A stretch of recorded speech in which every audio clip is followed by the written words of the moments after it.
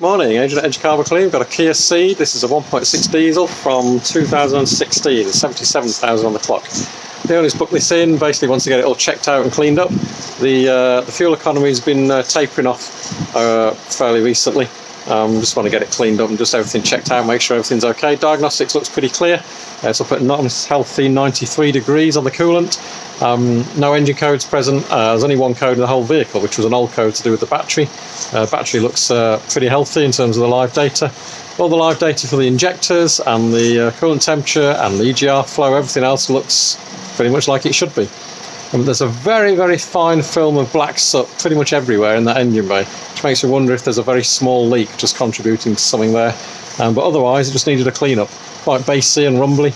The engine, when we got to it, that's lovely and smooth and quiet now. The response is back. Hopefully that'll bring those emissions down. So might just want to get that kind of potential leak checked out in future. But if it is, it's a very tiny one. Little fine film of black soot everywhere in the engine bay. Otherwise, this is running pretty nice. Nice and clean, smooth and quiet now. Get it back out on the road shortly.